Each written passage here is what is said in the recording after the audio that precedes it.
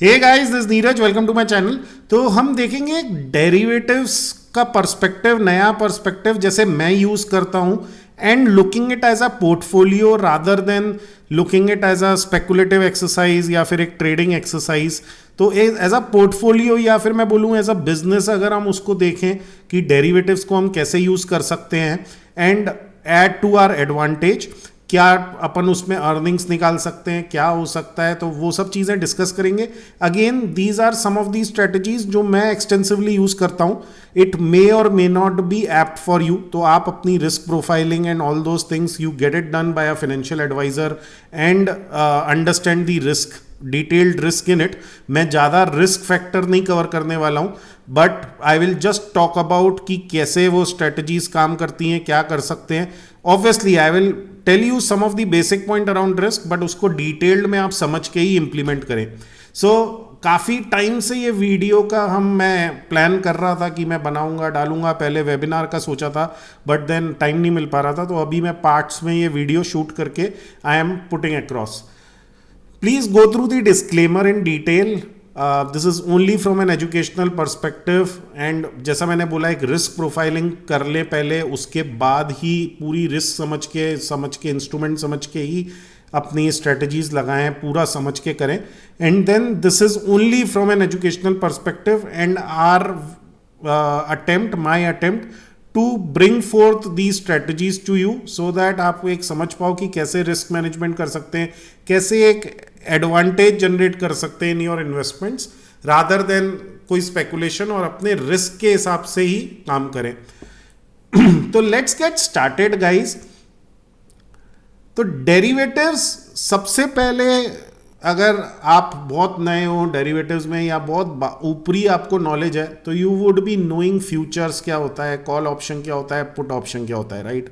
अगर आपको ये नहीं पता है फ्यूचर्स क्या है, कॉल ऑप्शन क्या होता है, पुट ऑप्शन क्या होता है, obviously not much in detail, but एक बेसिक अंडरस्टैंडिंग है, तभी ये वीडियो आपके लिए हेल्पफुल होने वाला है। अगर नहीं है तो फिर मैं एक डेरिवेटिव्स का बेसिक वर्कशॉप करूंगा, आप पहले वो अटेंड करो, उसमें समझो कि डेरिवेटिव्स क्या होते हैं, इनको डिटेल्ड में समझो, बिकॉज ये अंडरस्टैंडिंग नहीं है तो आगे की चीज़ें थोड़ी सी डिफिकल्ट हो जाएंगी। तो प्लीज़ अंडरस्टैंड कि ये आपको पता हो। अभी बहुत ही बेसिक से मैं चालू करूंगा from a psychology point of view कि हमें डेरिवेटिव्स चाहिए क्यों, right. I am not going to the history of the derivatives कि वो कहाँ से आए, क्या उनका ओरिजिन था, व्हाट हैपेंड देन, राइट। वो सब ऑनलाइन अवेलेबल है, आप उसके बारे में पढ़ सकते हो। बट जो चीज़ें मैं इधर बता रहा हूँ, मे बी मैंने तो आज तक नहीं देखी है, मे बी ऑनलाइन इतने डिटेल में या फिर इतनी सिंप्लीफाइड फॉर्म में मैंने कभी नहीं देखा है, जो मैं आज पुट फोर्थ करने वाला हूं। अभी अगर आप देखोगे डेरिवेटिव्स, 90% ऑफ द रिटेलर्स, हम जैसे जो लोग हैं वो क्या करते हैं, 90% of us use it as a leverage opportunity कि मुझ पे, मेरे पास 10,000 रुपये है, मैं या फिर मेरे पास 1,00,000 रुपये है, मैं निफ्टी का एक लॉट फ्यूचर का खरीद लेता हूँ, ठीक है। निफ्टी का एक लॉट हो गया, मतलब 1,00,000 में अमाउंट बोल रहा हूँ, इट डिफर्स, 1,50,000 होता है, 2,00,000 होता है, ब्रोकर टू ब्रोकर डिपेंड करता है। एंड उस 1.5-2 लाख रुपए लगा के मैं, what I will expect is, मैं एक निफ्टी का एक फ्यूचर ले लूंगा, तो 75 का लॉट साइज है, तो समवेयर अराउंड 10 lakhs की पोजीशन मैं ले रहा हूँ, 10-11 lakhs की।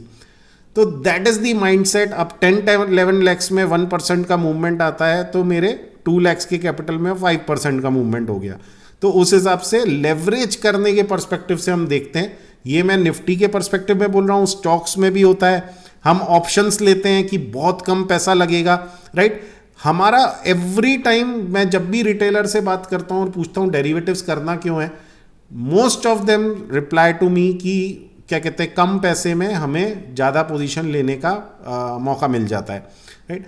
ऑप्शंस में बाइंग करते वक्त पैसा कम लगता है, तो मैं वो पैसा लगा के एक अपॉर्चुनिटी जनरेट कर रहा हूँ। गाइज, अगर आप ऑप्शन बाइंग करते हो, अगर वो सक्सेसफुल है आपके लिए, well and good, you have to do nothing, right. अगर आप कंसिस्टेंटली उसमें प्रॉफिट कमा रहे हो for the last 1 year, 2 year, 3 year, अगर लेस देन 1 ईयर है या फिर लास्ट 6 मंथ्स में, तो मार्केट्स ऐसे रहे हैं ट्रेंडिंग की, उसमें ऑप्शन बाइंग जब भी काम आ गई है। बट देन अगर आप फेब मार्च टाइम फ्रेम में, जब मार्केट एक साइडवेज फैशन में था इस ईयर, तब भी अगर पैसा कमा पाए हो ऑप्शन बाइंग में, well and good for you, it's working really well for you, उसी पे स्टिक रहें, मैं नहीं बोलूँगा उसको चेंज करें। बट देन अगर आपको लगता है कि नहीं, ऑप्शन बाइंग में नहीं पैसा बनता है, कभी कमाते हैं कभी लूज हो जाता है, बट होपफुल है हाँ आगे कुछ हो जाएगा, तो गाइज आगे कोई मैजिक नहीं होने वाला है, राइट। मेरे हिसाब से in my opinion I think option buying से अर्निंग निकालना consistently and over a period of time is very very very difficult.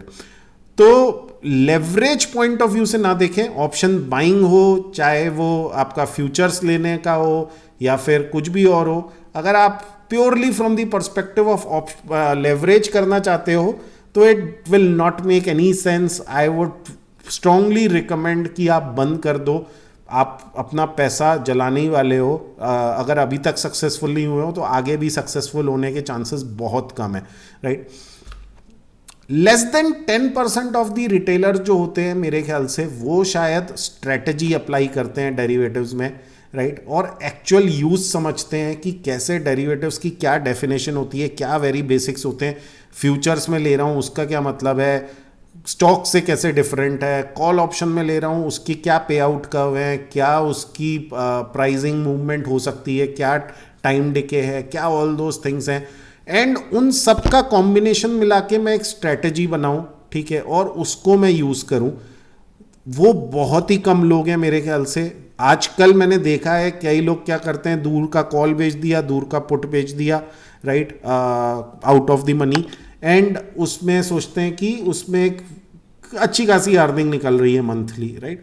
I would say again, मैं उस पॉइंट पे भी आऊँगा आखिरी में, but then what I would recommend is सारी कोई भी स्ट्रेटजी हो, कुछ भी हो, it works some of the time, some of the time it will not work. तो आपको ये भी समझना पड़ेगा कि जब वो वर्क नहीं करेगी तो आपका कितना ड्रॉ डाउन होने वाला है, कितने लॉसेस होने वाले हैं, उसको समझिए। क्योंकि क्या है, अगर मैं दूर का कॉल पुट बेचता रहूं, मैं 2 साल तक प्रॉफिट कमाता रहूंगा, और लास्ट ईयर मार्च में जो हुआ, राइट, वो मैं बहुत एक्सट्रीम केस ले रहा हूं, इवन उससे आधा मूवमेंट भी आएगा ना तो आपके 2 साल के प्रॉफिट्स एक बार में वाइप आउट हो जाएंगे, हो सकता है आपका आधा कैपिटल भी निकल जाए, प्रॉफिट तो प्रॉफिट।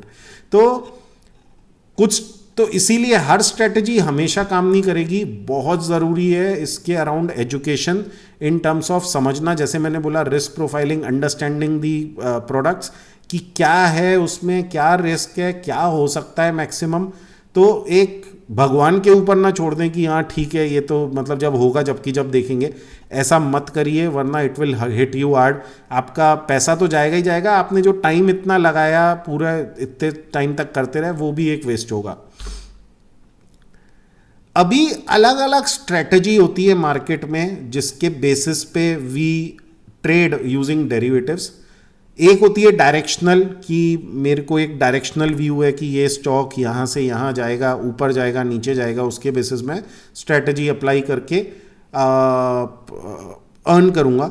एक होती है न्यूट्रल स्ट्रेटजी साइडवेज मार्केट के लिए, कि भाई साइडवेज रहने वाला है मार्केट में, क्या जैसे मैं कॉल पुट का बोल रहा था वो साइडवेज मार्केट में अच्छा वर्क करता है, बट मार्केट साइडवेज रहना चाहिए फिर, and you need to identify कि कब वो साइडवेज नहीं है and how do I then adjust my positions.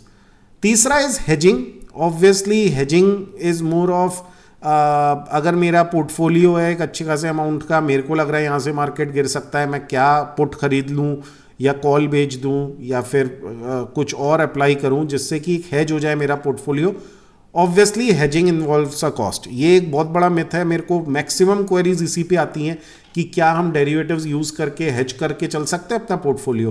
देखिए, हेज आप तभी कर सकते हो जब बहुत ही मार्केट जो है बहुत क्रिटिकल जंक्शन पे, यहाँ से आप एक्सपेक्ट कर रहे हो बहुत बड़े लार्ज मूव्स आ सकते हैं डाउन साइड में आपके against you, and you want to hedge that, right. और अगर नहीं आते हैं तो यू आर ओके, अगर ऊपर निकल जाता है मार्केट तो।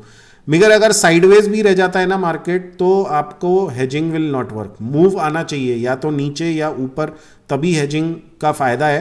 क्योंकि हेजिंग आप ये समझ लो कि आप डिपेंडिंग अपॉन किस लेवल पे हेज कर रहे हो, बट अगर आप बहुत नियर दी प्राइजेस की हेजिंग करना चाहते हो तो आपको 2% के आसपास कॉस्ट लग जाती है। अब आप समझ रहे हो, आपका पूरा कैपिटल जिसको आप हेज करना चाहते हो उसकी 1-2% अगर आप हेजिंग कॉस्ट दे दोगे, और अगर वो नहीं हुआ, मान लो वो मूव नहीं आया 10% का 15% का जो आप एक्सपेक्ट कर रहे थे, तो वो आपकी हेजिंग कॉस्ट बेकार हो गई। अब नेक्स्ट मंथ आप फिर से हेज करोगे तो लाइकवाइज अगर आप 2-2 1.5% हर महीने देते जाओगे then it's not making any sense.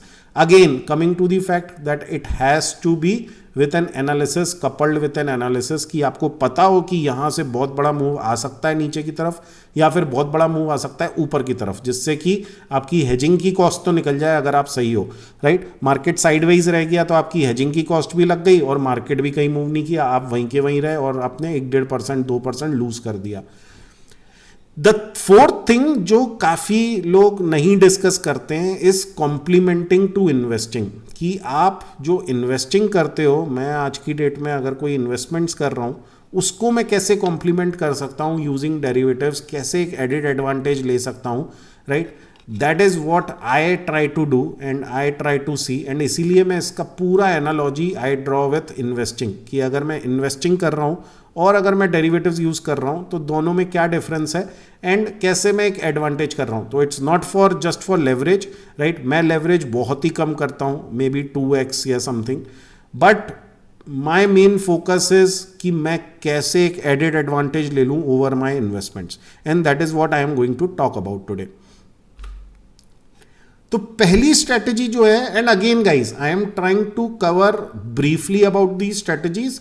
Obviously मैं इसमें बहुत डिटेल में नहीं जा पाऊंगा, अगर आप बहुत डिटेल में इंटरेस्टेड हो तो फिर मेरे लर्निंग प्रोग्राम्स रहते हैं जिसमें मैं पूरी इंट्रिकसीज, अपना practical experience and all those things के बेसिस पे एंड हैंड होल्डिंग भी देता हूँ उसमें इन टर्म्स ऑफ अपनी रिसर्च के बेसिस पे उसमें बताना या फिर आपके कोई डाउट्स हैं क्लियर करना, वो सब चीज़ें वो मैं बहुत डिटेल में करता हूं. बट देन अभी जो मैं आज के सेशन में कवर कर रहा हूं, so that I set the expectations right, इसीलिए मैं शेयर कर रहा हूं, is a basic idea of it, कि आप इसको समझो कि ये क्या है स्ट्रेटजी. मैं ऑब्वियसली अपने प्रैक्टिकल एक्सपीरियंस के बेसिस पे बताऊंगा एंड उसके ऊपर फिर आप खुद की रिसर्च करो, खुद उसको अंडरस्टैंड करो, ट्राई आउट करो एंड देन मतलब रिस्क समझो and all those things, you do your own things and then you apply, right. तो दिस इज नॉट समथिंग कि मैं आपको कोई एक मैजिकल थिंग बताने वाला हूँ and then things are going to change from Monday itself, तो ऐसा नहीं है. बट देन आपको समझनी पड़ेंगी चीज़ें, धीरे धीरे उसके ऊपर लर्निंग लेनी पड़ेगी. तो पहली स्ट्रेटजी जो है covered call writing, right, which basically what it means is कि जैसे आप स्टॉक लेते हो, राइट. सो लेट्स से मैं स्टॉक लेता हूँ, कोई भी स्टॉक, जैसे मैं रिलायंस का एग्जांपल ले लेता हूँ. मैं रिलायंस आज की डेट में मतलब राउंड अबाउट करके 2100 लेवल के आसपास है Reliance, right. And I want to buy, अगर मैं एक इन्वेस्टर हूँ तो भी मैं उसको खरीदना चाहता हूँ, तो मैं क्या करूँगा, मार्केट में जाऊँगा, अपना ट्रेडिंग अकाउंट खोलूँगा, उसमें रिलायंस का ऑर्डर लगाऊंगा और बाय कर लूँगा, right. Simple, straight forward. Now with this strategy मैं इसमें भी बाय कर रहा हूं, मैं स्टॉक भी खरीद सकता हूं या फिर मैं फ्यूचर खरीद सकता हूं, कुछ भी आप कर सकते हो दोनों चीज़ों में, ठीक है. स्टॉक्स थोड़ा सा सिंपल हो जाता है मगर कैपिटल इंटेंसिव हो जाता है, फ्यूचर में आपको थोड़ा सा लेवरेज मिल जाएगा, बट फ्यूचर के अपने नेगेटिव्स हैं, अगेन मैं उसके डिटेल में नहीं जाऊंगा. तो आप फ्यूचर खरीद लो या स्टॉक खरीद लो, राइट. बट आप कितना खरीदोगे, amount would be 1 lot size. तो फ्यूचर के जो लॉट साइज होता है, फ्यूचर है या ऑप्शन का किसी भी स्टॉक का, जैसे रिलायंस का लॉट साइज है I guess 250 is the lot size, तो 250 स्टॉक्स आप खरीदो तो एक इन्वेस्टमेंट आपका कितना हो जाएगा, अराउंड 5 लाख 6 लाख का इन्वेस्टमेंट हो जाएगा. तो वो आप खरीदो या आप फ्यूचर खरीदो तो आप 5-6 लाख से तो अराउंड 2.5 लाख अज्यूम करके चलो कि स्ट्रेटेजी में लगेंगे, 2.5 to 3 लाख भी अगर कोई फ्लक्चुएशन आता है उन सबको एडजस्ट करने के लिए. तो आपने ये ले लिया. अब पहली बात, अगर आप सिर्फ 10 स्टॉक लेने वाले थे रिलायंस के, ये स्ट्रैटेजी काम नहीं करने वाली है, आपको फिर सिर्फ स्टॉक्स में ही करना है. इसके लिए these are capital intensive strategies.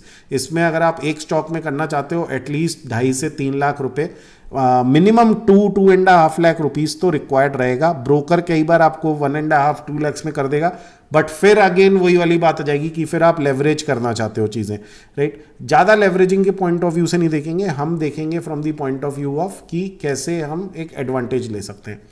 अब आपने स्टॉक खरीद लिया, मान लो मैंने रिलायंस का स्टॉक खरीद लिया, अभी रिलायंस 2100 पे है, let's assume. Now my expectation is कि यार ये अभी तो यहीं कहीं रह सकता है क्योंकि अभी एकदम से नीचे आया है, राइट. मे बी ये एक 2000 लेवल तक भी चला जाए, कोई बड़ी बात नहीं है. आई एम ओके। जैसे हम स्टॉक खरीदते हैं, हमारी एक्सपेक्टेशन ये नहीं होती है नेक्स्ट डे से ही बढ़ने लगेगा, राइट? मतलब हम सोचते हैं ऐसा आइडियली हो, बट ऐसा होता नहीं है। तो 2100 पे मैंने रिलायंस ले लिया and I am very comfortable at that level to hold it for let's say a few months to a few years, जो भी आपकी इन्वेस्टिंग स्ट्रेटजी है। अब आपने वो ले लिया है, मगर अब आपको मालूम है कि इस मंथ मे बी वो 2150 के ऊपर निकलना उसके लिए मुश्किल है। मे बी अगर जाएगा तो 2150 तक जाएगा या 2200 तक जाएगा, उसके ऊपर शायद ना जाए, राइट? और अगर जाता है तो मतलब it's a bonus, added bonus, but you are okay कि इस मंथ अगर एक 2200 तक जाता है, that is more than enough for me. But अगर नीचे ही रह जाता है, साइडवेज ही रह जाता है, तो भी मतलब I have nothing to lose. तो आप क्या कर सकते हो, आप एक कॉल ऑप्शन उसका बेच सकते हो। बेसिकली आप क्या कर रहे हो, आपने 2100 पे स्टॉक खरीदा या फ्यूचर खरीदा, 2100 का या फिर 2150 का या फिर 2200 का या 2300 का, वॉट एवर, एक जो हायर प्राइस, जो भी आपका एक टारगेट है लगभग उसके अराउंड का आपने एक कॉल ऑप्शन बेच दिया। Now what will happen is, आपने जब वो कॉल ऑप्शन बेचा है, राइट, तो आपने एक फ्यूचर लिया है एंड उसके अगेंस्ट आपने कॉल ऑप्शन बेच दिया है। What you are doing is, जो भी स्ट्राइक प्राइस आप यूज करोगे कॉल ऑप्शन की जो आपने सेल किया है, दैट बिकम्स योर अपसाइड। उसके ऊपर आपको प्रॉफिट नहीं हो सकता है। तो मैंने फॉर एग्जांपल अगर 2200 का कॉल ऑप्शन बेच दिया, तो रिलायंस कल को अगर 2500 भी चला जाता है, मतलब with in this time frame, तो भी मेरे को maximum profit will be till 2200। अब आप बोलोगे इसका फायदा क्या है, ये तो फिर लॉस ही हो गया, 2200 पे ही मेरा मैक्सिमम प्रॉफिट हो रहा है, उसके ऊपर जितना प्रॉफिट है वो मेरे को मिलेगा नहीं, तो व्हाट इज द यूज? तो यूज ये है कि आप जो कॉल ऑप्शन बेच रहे हो उसके लिए आपको एक प्रीमियम अपफ्रंट मिल जाएगा। आपने जब बेचा वो कॉल ऑप्शन, लेट्स से उस कॉल ऑप्शन की प्राइस चल रही थी अराउंड 40 रुपीज, तो आपको वो 40 रुपीज देन एंड देयर मिल गए। ओके, तो अभी मैंने 2100 पे स्टॉक लिया और 40 रुपीज मैंने ऑप्शन बेच के उसका प्रीमियम ले लिया। अब ये मेरे को क्यों मिला है premium? Because I have kept my upside, मेरी अपसाइड कैप हो गई है। मैंने अपना जो उसके ऊपर का प्रॉफिट है that I am okay to part away with, मतलब वो होता है तो I am not interested in it. तो आपको वो 40 रुपीज मिल गए।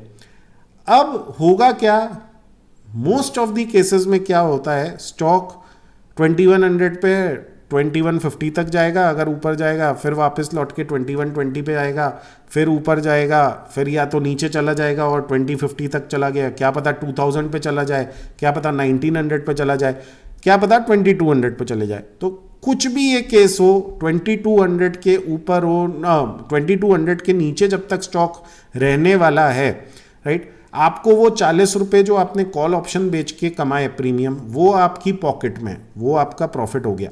अब हम समझते हैं कि ये प्रॉफिट कब तक का है, मतलब ये कब तक 2200 की अपसाइड है हमारी कैप। तो ये है जब तक आपका कॉल ऑप्शन एक्सपायर हो रहा है, राइट। तो ज़्यादातर मंथली कॉन्ट्रैक्ट्स हैं स्टॉक्स में, तो अगर इंडेक्स की बात करेंगे तो वीकली भी है, बट तो आप वीकली में इंडेक्स में भी अप्लाई कर सकते हो, बट इसमें हम मंथली केस अगर लेंगे तो जैसे अभी मैं बेचूंगा तो जुलाई एंड तक मेरे को ये कॉल ऑप्शन, मतलब 2200 के नीचे अगर रहता है तो मेरे को 40 रुपए मिल जाएंगे। कब मिलेंगे? मंथ एंड पे, मंथ एंड तक, मतलब उसके तब तक।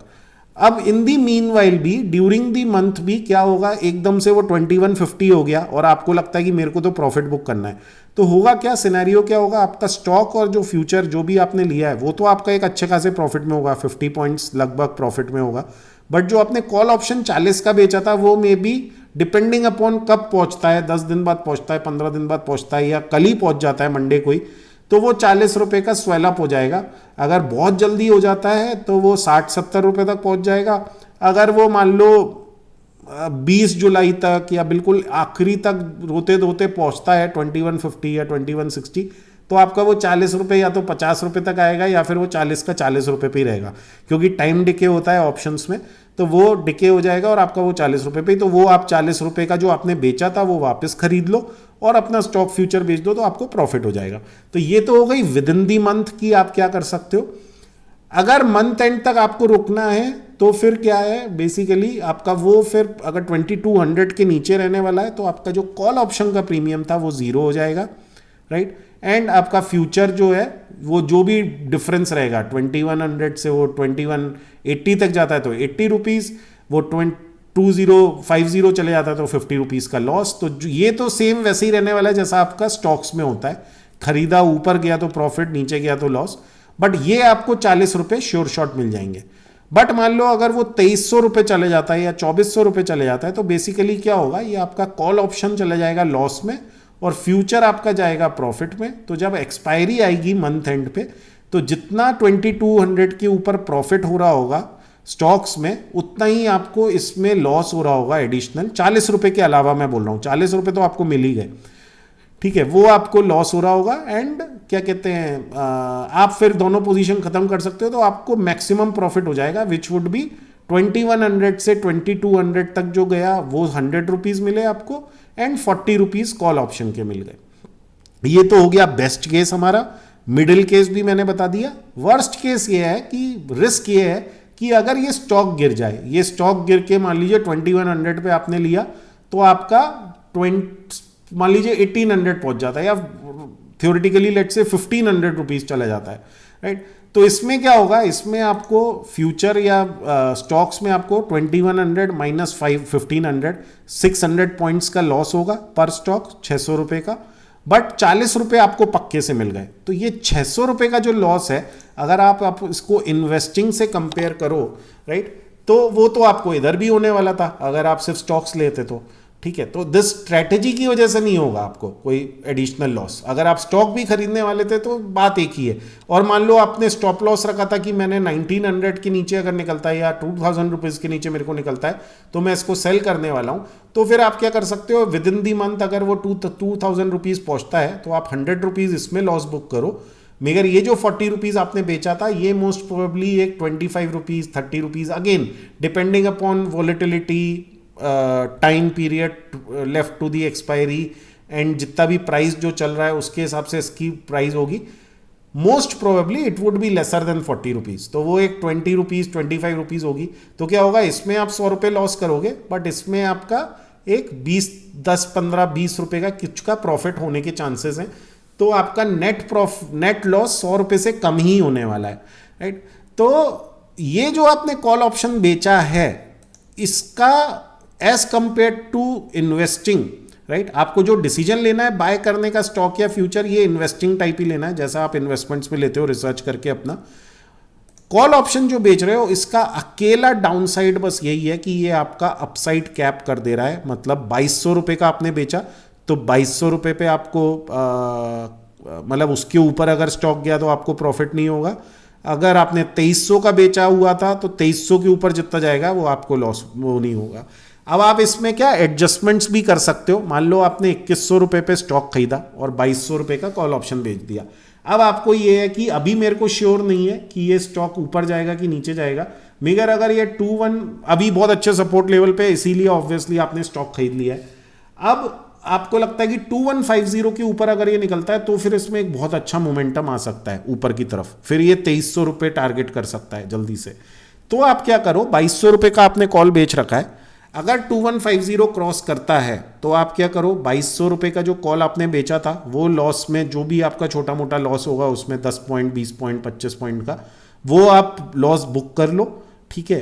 एंड फिर 2300 का बेच दो तो 2300 का को भी आपको कुछ प्रीमियम मिलेगा। तो जो आपने 2200 पे लॉस किया था वो आपका एडजस्ट हो जाएगा 2300 के प्रीमियम से। अब आपकी अपसाइड क्या 2300 पे कैप है, बट एटलीस्ट आपका स्टॉक अब मूव कर रहा है। आपने 2100 पे लिया था, आपने जो सोचा था यहां से ऊपर जा सकता है तो उसके हिसाब से वो मूव कर रहा है एंड यू विल मेक मतलब देयर आर गुड चांसेस कि यू विल मेक प्रॉफिट। ये भी बैकफायर कर सकती है, पता पड़ा वो 2150 पे आया फिर वापस नीचे चला गया तो आपने इस कॉल ऑप्शन पे भी लॉस बुक कर लिया और आपका स्टॉक भी वापस नीचे आ गया। तो इस सिनेरियो में मैं बोलूंगा तो वो तो एनीवेज फिर आपकी एनालिसिस ही गलत थी, राइट। आपकी एनालिसिस गलत बैठेगी तो स्ट्रेटजी भी गलत होगी। तो अगेन मैं जो पॉइंट इधर रेस करने वाला हूं वो यही करने वाला हूं कि मैं जो है ये आपको जो स्ट्रेटजी बता रहा हूं this gives wonderful results, but it has to couple with analysis. ऐसा नहीं है कि आपकी एनालिसिस है ही नहीं, कई लोग विदाउट एनालिसिस भी करते हैं, वेल एंड गुड, कोई बुराई नहीं है उसमें। अगर आप सिर्फ स्टॉक खरीदते हो आज तक, तो आप क्या एक अपसाइड अपनी कैप कर दी, आपको फिर कुछ भी नहीं करना है, मगर आपका माइंडसेट अब ये होना चाहिए कि भैया मैंने 2200 रुपये पे अपना अपसाइड कैप कर दिया है। अब अगर वो 2400 रुपये चले जाता है तो आई विल नॉट रिग्रेट कि यार काश मैंने वो कॉल ऑप्शन नहीं बेचा होता तो मेरे को 2400 रुपये तक का प्रॉफिट होता, मेरे को 2200 तक का ही प्रॉफिट हुआ, राइट। बट प्रॉफिट आपको पक्का होगा। तो ये हो गई आपकी कवर्ड कॉल स्ट्रेटजी। अगेन मैंने इसको मनी कंट्रोल के आर्टिकल में जो मैंने मतलब जो कुछ टाइम पहले मैंने शेयर किया था, या फिर मेरी वेबसाइट पे panomac.com पे, वहाँ पे लिंक है होम पेज पे ही, आप वो आर्टिकल गो थ्रू कर सकते हैं। उसमें मैंने आईटीसी के ऊपर बताया है कि how did I apply this strategy and कैसे वो वर्क करा। तो this will definitely give you a good edge, right. Edge क्या मिल रहा है आपको कि आप एक प्रीमियम डेफिनेटली कमा रहे हो, स्टॉक मूव करे ना करे, ऊपर जाए नीचे जाए, मगर वो प्रीमियम आपको मिलना ही मिलना है। अब इसको परसेंटेज टर्म्स में देख लेते हैं कि क्या परसेंटेज टर्म्स में मेरे रिटर्न बैठ रहे हैं। 40 रुपये आपको मिले। अगेन गाइज ये नंबर्स मैंने मेकअप किए हैं, बट देन मतलब ये नंबर्स मैंने ऐसी रेंडमली बोल रहा हूँ, but then these are directionally जैसा प्रैक्टिकली होता है, राइट। तो मेरे एक्सपीरियंस के बेसिस पे बोल रहा हूँ, ऑब्वियसली ऊपर नीचे हो सकते हैं थोड़ा बहुत। तो 40 रुपये जो आपको मिले, ठीक है, वो कितना हो गया 2000 रुपये का, वो हो गया 2%। आपने क्या मंथली एक्सपायरी में बेचा था, मतलब जुलाई एंड तक के लिए। तो अगर मैं पूरा मंथ भी मान लूँ, ठीक है, एक आपने स्टार्टिंग ऑफ दी सीरीज में बेच दिया था मंथ के, तो एक महीने में आपको 2% तो डेफिनेटली मिलने। और अगर स्टॉक 2000 रुपये से 2100 रुपये से 2200 रुपये चला गया तो लगभग 5% आपको वो भी मिल गए। तो आपका रिटर्न कितना हो गया, 7% हो गया सिर्फ 1 मंथ में, राइट। और अगर नीचे चले जाता है तो इस केस में स्टॉक्स या फ्यूचर खरीदने में आपको लॉस होने वाला था जो भी, इसमें आपको 2% का 40 रुपये जो है वो तो मिलना ही मिलना है, राइट। तो 2% आपका लॉस कम होगा ही होगा। अगेन ये जो मैं 2% बोल रहा हूँ, this I am saying on the overall value, कि आपने स्टॉक खरीदा है, ठीक है। बट अगर आपने स्टॉक नहीं खरीदा है, आपने फ्यूचर खरीदा है और लेवरेज किया है, लेट से आपने 3 लाख रुपए लगाए थे और 5 लाख की पोजीशन लिए, तो यही आपका 2% जो है ये डबल हो जाएगा। 7% जो प्रॉफिट होना था वो एक 13-14% का प्रॉफिट होगा, और लॉस होना होगा तो वो भी ज़्यादा होगा, बगैर 2%, 3%, 4% जो भी आपने लेवरेज किया उसके हिसाब से कम होगा। तो this is the covered call strategy. Again अगर आप इंटरेस्टेड हो इसके बहुत ज़्यादा डिटेल में जाने की, कब घुसना चाहिए, क्या रिसर्च कर, मतलब रिसर्च तो अलग पार्ट है, वो मेरा अलग वर्कशॉप रहती है फॉर टेक्निकल एनालिसिस।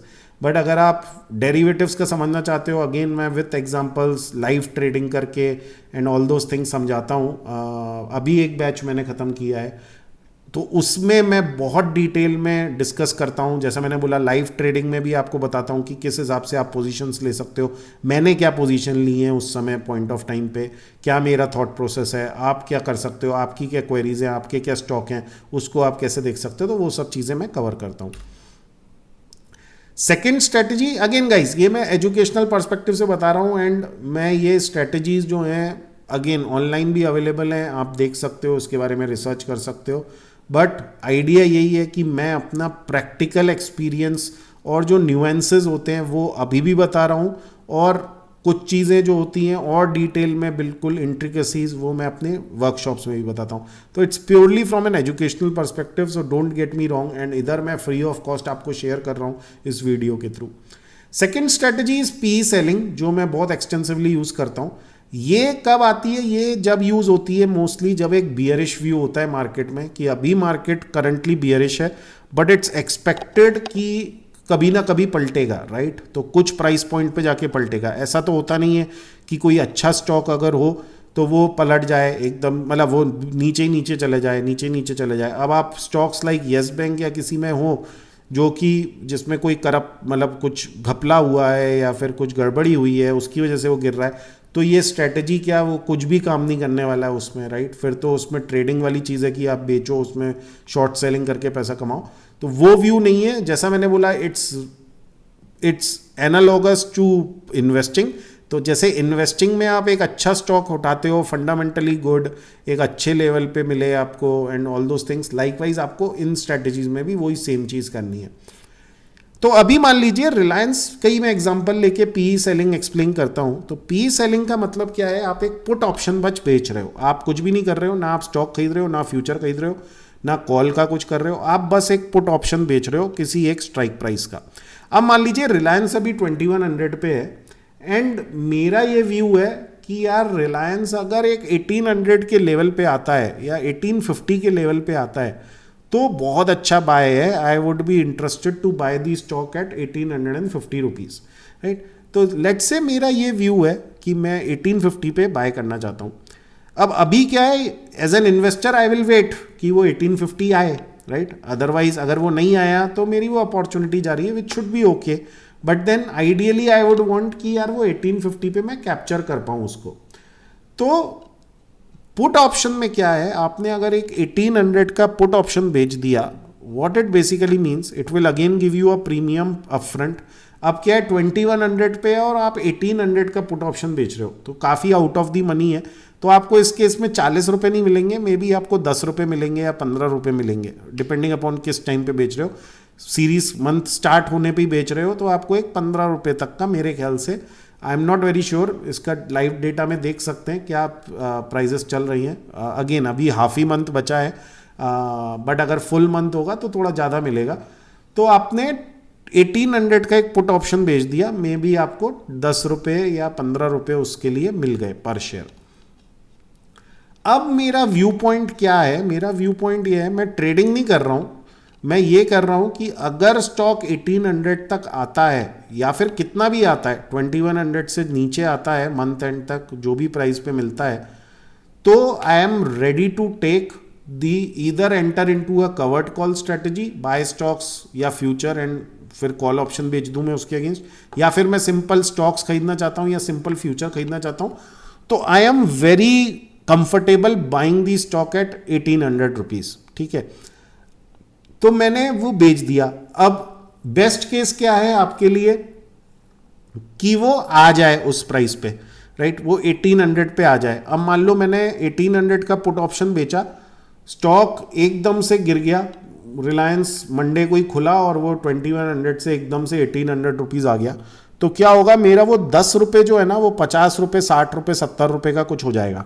मतलब मैंने जो बेचा था 10 रुपये का वो एकदम से स्वेलअप हो जाएगा, उसमें मेरे को 40-50 पॉइंट का लॉस हो जाएगा। वो तो हो गया, वो मैं बुक कर लूंगा।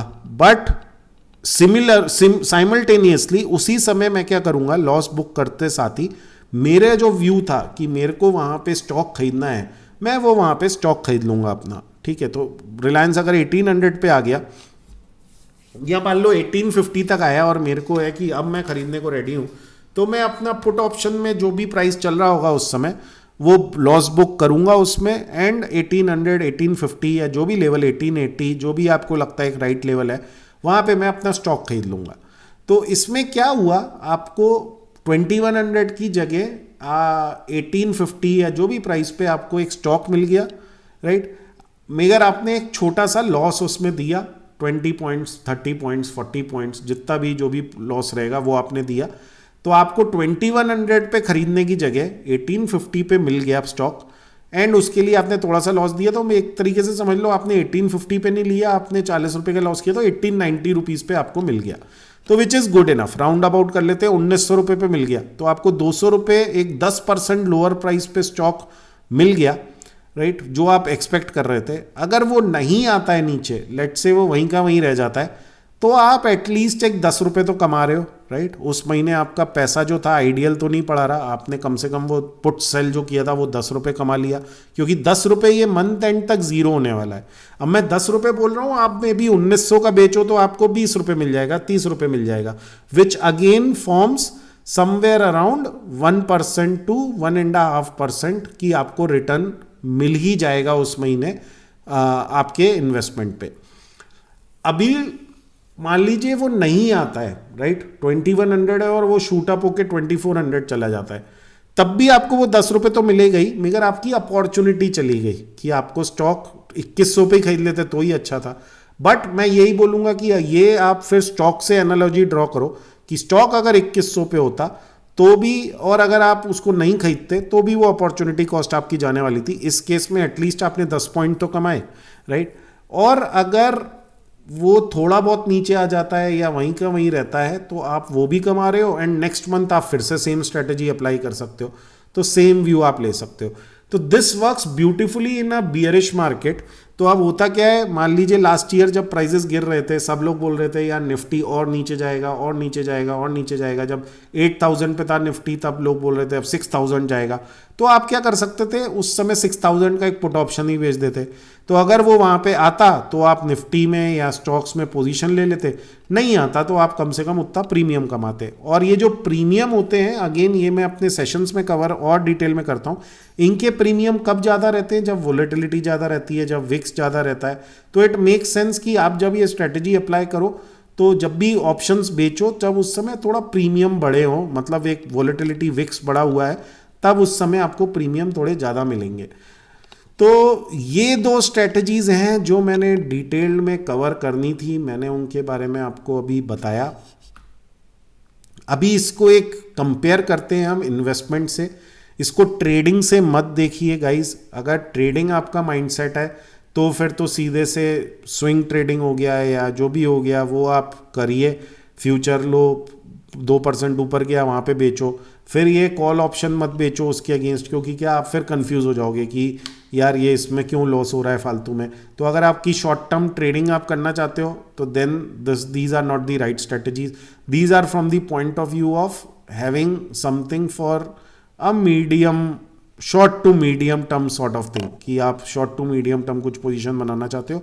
इवन अगर आप लॉन्ग टर्म करना चाहते हो तो मैं यही बोलूँगा, देखिए स्टॉक्स में फ्लक्चुएशंस बहुत होते रहते हैं, मगर कभी आपने देखा है क्या मंथ ऑन मंथ कोई स्टॉक, मतलब बड़ा स्टॉक मैं बोल रहा हूँ, लार्ज कैप स्टॉक 10% हर महीने मूव किए जा रहा है, हर महीने 10% बढ़ रहा है? ऐसा होता नहीं है, राइट। जनरली क्या होता है 5-10% ऊपर जाता है या 20% ऊपर जाता है, फिर 5-6% नीचे आता है। तो जिगजैग मूवमेंट होता है। तो ये जो ऑप्शंस हम बेचते हैं इसमें हमें बार बार अपॉर्चुनिटी मिलती है री एंट्री की, तो वो हम लेवरेज कर सकते हैं। अभी इन्वेस्टिंग से कंपेयर करते हैं।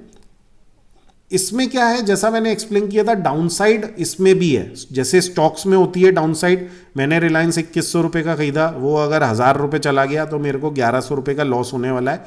इसमें भी लॉस होने वाला है। इसमें ऐसा नहीं है कि आपका लॉस बच जाएगा, बस एक मार्जिनल अमाउंट से कम हो जाएगा। जो भी आपने, अगर आप पहली स्ट्रेटजी अप्लाई कर रहे हो तो कॉल ऑप्शन का जो प्रीमियम था वो आपको डेफिनेटली मिलेगा, तो उससे आपका लॉस कम हो जाएगा उतना, मतलब which would be just marginal. अगर 1100 रुपये नीचे जाने वाला और 40 रुपये कमाए आपने कॉल ऑप्शन बेच के तो इट इज़ नेग्लिजिबल। तो मगर still you earn something out of it, which I have noted here as something as premiums जो आप कमाओगे बेच के। या फिर अगर आप पुट सेलिंग कर रहे हो तो फिर आप पुट सेलिंग करके एक लोअर कर दे रहे हो, राइट। आपने 1900 रुपये पे या 1800 रुपये पे रिलायंस खरीदा, अब वो अगर 1000 रुपये चला जाता है तो स्टिल आपको 700-800 रुपये का लॉस इसमें भी होने वाला है, मगर वो लॉस आपको इन्वेस्टिंग में भी होने वाला था। अगर आप स्टॉक खरीद लेते 2100 रुपये का तो 1100 रुपये का लॉस होता आपको, राइट। इसमें तो एटलीस्ट आपने एक 1850 पे बाइंग करी है। तो इससे कंपेयर करेंगे तो आपको लगेगा कि यस, इसमें एक एडवांटेज मिल रहा है मेरे को कि मैं अपना जो लॉसेस हैं या फिर जो भी कर रहा हूं उसमें एक एडेड एडवांटेज मेरे को मिल रहा है। बट इसको आप कंफ्यूज मत होइए कि इसमें डाउनसाइड आपकी प्रोटेक्टेड है। कई लोग सोचते हैं अच्छा इसमें डेरिवेटिव्स यूज कर रहे हैं तो पूरा हेज ही होगा तो मेरे को कोई लॉस ही नहीं होने वाला है। तो ऐसा नहीं है, लॉस तो इसमें भी होंगे अगर आप गलत समय पे स्टॉक एंटर कर गए और वो नीचे चला गया। तो जैसे इन्वेस्टमेंट्स में स्टॉक खरीदने में हमें लॉस होता है वैसे इसमें भी होगा। सेकंड इज इसमें अपसाइड इज कैप्ड। तो unlike stocks where in upside limit unlimited होती है, इसमें आप पहली स्ट्रेटेजी में अपसाइड कैप कर दे रहे हो। तो अगर बहुत बड़ा मूवमेंट आ गया तो वो आपका जो प्रॉफिट होने वाला था वो नहीं होगा, राइट। बट उसमें जैसा मैंने आपने बोला आप एडजस्टमेंट कर सकते हो। 2200 का कॉल बेचा था, अब आपको लग रहा है एकदम से 2400 तक जाएगा, तो 2400 का कॉल बेच दो और 2200 का लॉस में बुक कर लो। तो वो सब एडजस्टमेंट करने हैं, बट येस उसमें थोड़े बहुत लॉस होंगे, आपको वो समझना पड़ेगा डिटेल में। तीसरी चीज जो डिफरेंट है वो है लॉट साइज। इसमें आपको जो लॉट साइज डिफाइंड है जिस स्टॉक का, उसी में काम करना पड़ेगा, राइट। स्टॉक्स में आप कितना भी खरीद सकते हो, 1 स्टॉक, 2 स्टॉक, 5 स्टॉक, 10 स्टॉक, मगर अगर आपको इन स्ट्रेटजी पे काम करना है तो it is in the multiple of 250, जैसे रिलायंस के केस में, तो वो एक 5 से 6 लाख की पोजीशन रहेगी, रादर देन कि आप 1000 रुपये का या 10,000 रुपये का या 1 लाख रुपये का खरीद रहे हो, वैसा नहीं चलेगा। आपको मल्टीपल ऑफ उसी में लॉट साइज में करना पड़ेगा ये। अगेन गाइज मैं ये बोलूँगा, डेरिवेटिव्स जो है at the end of the day आपको ये देखना पड़ेगा कि आप जो स्ट्रेटजी कर रहे हो वो आपको कैसे एडवांटेज दे रही है। जैसे मैंने दोनों स्ट्रेटजी में आपको एडवांटेज बताया, एडवांटेज है, डिसएडवांटेजेस तो सब जगह रहेंगे, राइट, बट देन क्या वो आपका एडवांटेज ऐड कर रही है या फिर आप बस उसको लेवरेज की तरह यूज कर रहे हो। अगर लेवरेज की तरह जस्ट यूज कर रहे हो तो फिर इट्स द हार्ड ट्रुथ कि सम और the other day it might strike you bad and it will hit you very very very bad. तो प्लीज अंडरस्टैंड द रिस्क उसके हिसाब से एंड तभी काम करें आगे। अभी how to get started on this, basically क्या है, एक बेसिक, अगर आपको एक लॉट में करना है, मतलब एक ही स्टॉक में ट्राई आउट करना है तो 2 से 3 लाख रुपए में हो जाएगा। मगर मैं बोलता हूँ एक 2 से 3 स्टॉक में ट्राई करें तो एक 5 से 6 लाख का कैपिटल रिक्वायर्ड होगा, 5 to 6 lakhs for 2 stocks I would से। अगर आप 50% मतलब 2x लेवरेज करना चाहते हैं कि 5 to 6 lakhs में एक 10 to 12 lakhs की पोजीशन आपने ले ली। आइडियल यही है कि 10 से 12 लाख रुपए हो, थोड़ा ज़्यादा कैपिटल होगा तो आप नंबर ऑफ स्टॉक्स में कर सकते हो, तो आप एज अ पोर्टफोलियो बिल्ड कर सकते हो, राइट, कि आपने कुछ पुट सेलिंग करके रख रखा है कि कुछ स्टॉक आप पुट सेलिंग करके उसमें पोजीशन बनाओगे, कुछ स्टॉक में आपने कवर्ड कॉल कर रखा है। ऑब्वियसली रिलेटेड टू रिसर्च से सिंक होना चाहिए। ऐसा नहीं आंख बंद करके आपने कुछ भी कर दिया, आपको रिसर्च का अता पता ही नहीं है कि स्टॉक यहाँ से ऊपर जाना चाहिए था या नीचे। ऑब्वियसली रिसर्च विल ऑल्सो भी 70% या 60% ही एक्यूरेट रहेगी, ऐसा नहीं है every time it will work, but then एक रिसर्च होनी चाहिए। रिसर्च को सबसे ज़्यादा अंडरमाइन करते हैं, मेरे को काफ़ी डेरिवेटिव ट्रेडर्स मिलते हैं जो क्या सोचते हैं बस स्ट्रैटेजी अप्लाई करके दे विल अर्न, राइट, वो नहीं हो सकता, right. Equity research is of utmost importance, आपको वो तो करना ही पड़ेगा। आप डेरिवेटिव स्ट्रेटजी अप्लाई करके एक एडेड एडवांटेज ले सकते हो अपनी रिसर्च पे, but it is not a substitute for research. Research आपको करनी पड़ेगी, कोई भी स्ट्रेटजी 100% ऑफ द टाइम काम नहीं करती है, कभी ना कभी आप फंस जाओगे अगर आपकी रिसर्च नहीं है।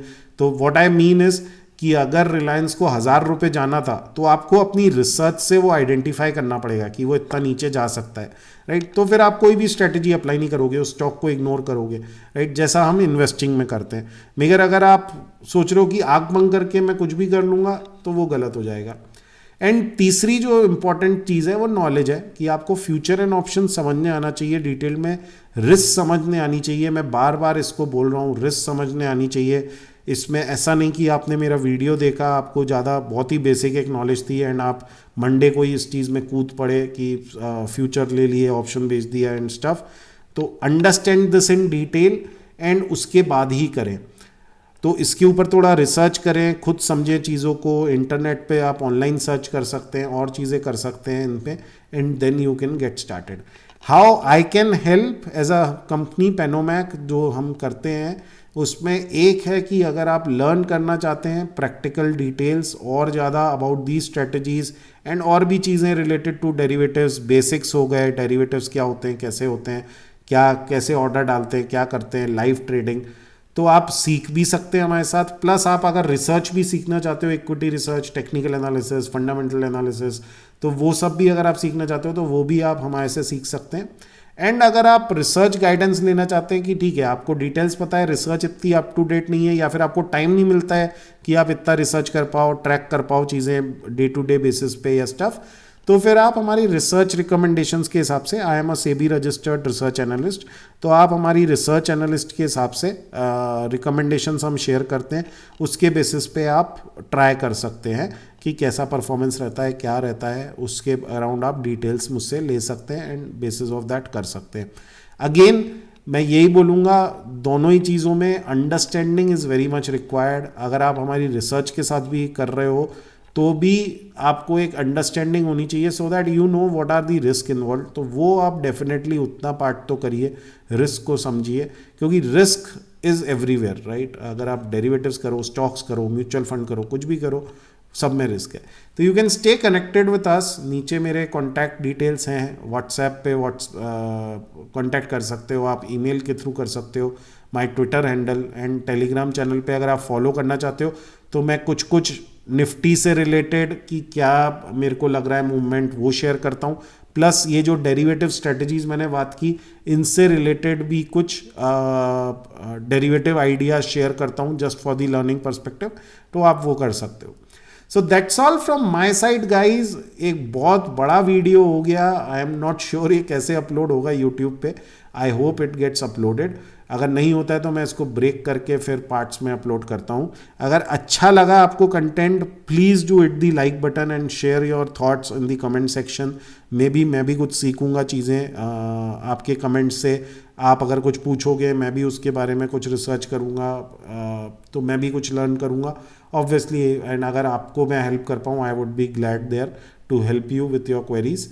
तो आप कमेंट सेक्शन में नीचे डाल सकते हो। अगर आप मुझे फॉलो करना चाहते हो, please do follow me on Twitter, Telegram channel, YouTube पे आप सब्सक्राइब कर सकते हो and you hit the bell icon so that you receive timely updates जो भी मैं वीडियोस डालता हूँ। So that's all from my side guys.